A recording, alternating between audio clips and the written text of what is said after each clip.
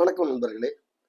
வரலாற்று சிறப்புமிக்க ஒரு சம்பவமாக மாறக்கூடிய ஒரு வாய்ப்புள்ள ஒரு சம்பவத்தை பற்றி தான் நாம் இன்னைக்கு வீடியோவில் பார்க்க போகிறோம். அதாவது ரஷ்யாவுக்கும் உக்ரைனுக்கும் 2022 பிப்ரவரி மாதத்துலேருந்து கிட்டத்தட்ட 3.5 வருஷமாக கிட்டத்தட்ட சண்டை நடந்துட்டு இருக்கு. மிகப்பெரிய ஒரு சண்டை, 2 பக்கமும் ஏகப்பட்ட செலவுகள், ஏகப்பட்ட உயிர் பலிகள் எல்லாமே நடந்துகிட்டு இருக்கு.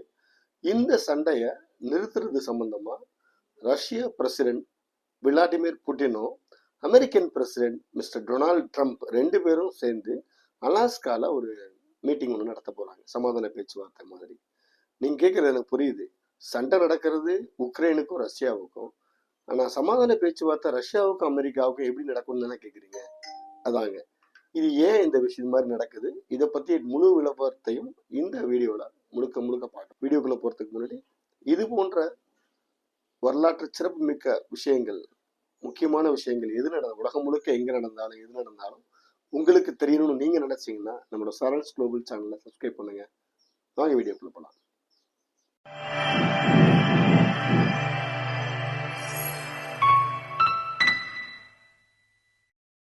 அதெல்லாம் சரி, இந்த பேச்சுவார்த்தை ரொம்ப சக்சஸ்ஃபுல்லா முடிவடைஞ்சு ரஷ்யாவுக்கும் உக்ரைனுக்கும் உள்ள போர் நின்றுச்சுன்னா யாருக்குங்க பெரிய லாபம்? உங்களால யோசிக்க முடியுதா? உண்மையிலே யாருக்கு லாபம்னு கேட்டீங்கன்னா, உக்ரைனை பொறுத்த வரைக்கும் அவங்களோட கிரீமியா டான்போஸ் பகுதிகளை இழக்க போறாங்க வெற்றிகரமா முடிஞ்சிச்சுன்னா.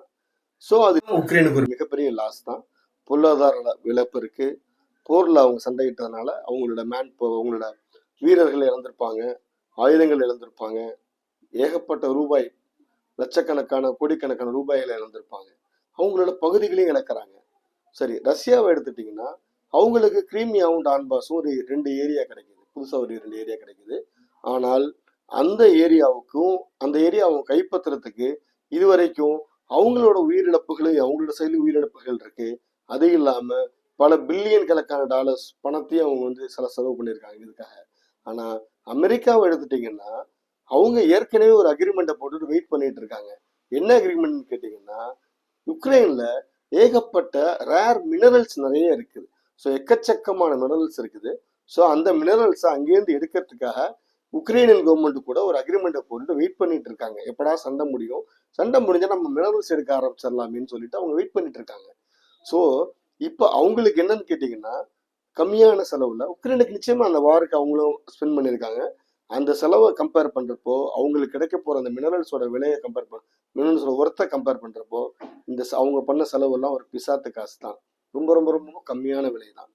உண்மையான வெற்றி யார் பக்கம்னு கேட்டீங்கன்னா, எனக்கு தெரிந்த வரைக்கும் அமெரிக்காவுக்கு தான் உண்மையான வெற்றி இருக்க போகுது மற்றவங்களை விட.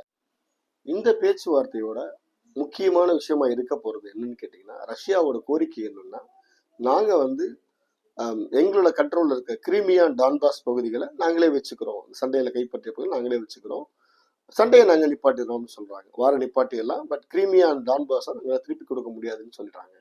ஆனால்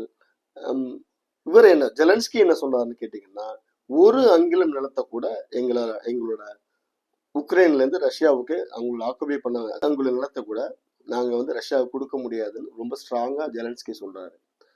இப்படி இருக்கிறப்போ பேச்சுவார்த்தை எப்படி முடிவடையும்னு கேட்குறீங்க, எப்படி வெற்றியிடும்னு கேட்குறீங்களா? ஒரே விஷயம், இந்த உக்ரைன் போர் இவ்வளோ ஒரு அசுர பலம் வாய்ந்த ரஷ்யாவை எதிர்த்து இந்த உக்ரைன் சின்ன நாடு ஏன் நிற்கிதுன்னு கேட்டிங்கன்னா, இவ்வளோ நாளா எப்படி அவங்களால சர்வை பண்ண முடியும் சண்டையிலன்னு கேட்டிங்கன்னா, ஒரே விஷயம்தான், அமெரிக்கன் எய்டு அப்புறம் யூரோப்பியன் எய்டு இல்லைன்னா அவங்களால நிச்சயமா அந்த சண்டையில நின்றுக்க முடியாது.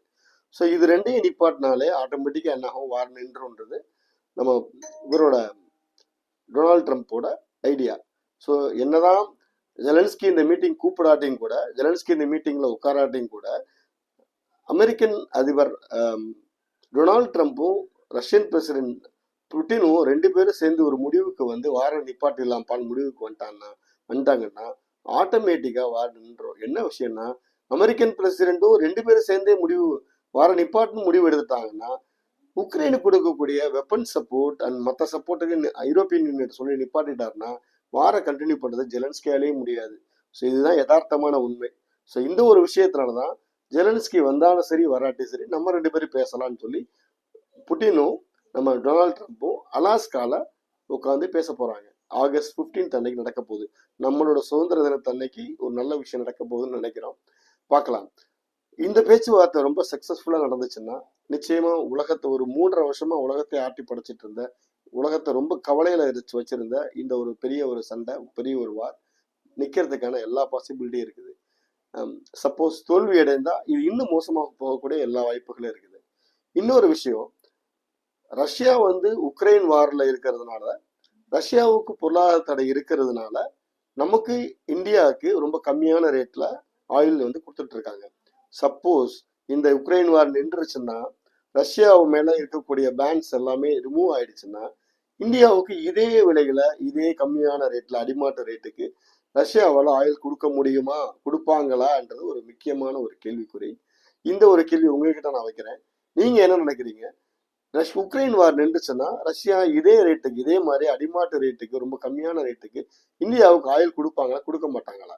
என்ன காரணம்னு கேட்டீங்கன்னா, அவங்களுக்கு வேர்ல்டு மார்க்கெட்டும் ஓப்பன் ஆயிரும். யார் வேணா ரஷ்யா கிட்ட ஆயில் வாங்கலான்ற நிலை வரும்போது அவங்களுக்கு நிறைய வாடிக்கையாளர், நிறைய கஸ்டமர்ஸ் வர்றப்போ யாருக்கு வேணா, எந்த கண்ட்ரிக்கு வேணா அவங்களால ஆயில் விற்க முடியும்.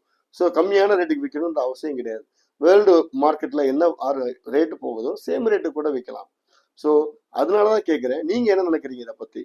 ரஷ்யா நமக்காக தொடர்ந்து சலுகை விலையில குடிப்பாங்களா, இல்ல எனக்கு பேன் லிஃப்ட் ஆயிடுச்சுப்பா, நான் யாருக்கு வேணா சேல் பண்ணலாம், ஆயில் யாருக்கு வேணா விற்கலாம், ஸோ அதனால நான் பழைய ரேட்டுக்கே நான் கொடுக்க போறேன் அப்படின்னு சொல்றாங்களான்றத கமெண்ட் செக்ஷன்ல நீங்க கருத்து சொல்லுங்க. உங்க கருத்துக்காக நான் வெயிட் பண்றேன். மீண்டும் இது போன்ற மற்றொரு வீடியோவில் உங்களை சந்திக்கும் வரை உங்களிடம் விடைபெறுகிறேன். நன்றி, வணக்கம்.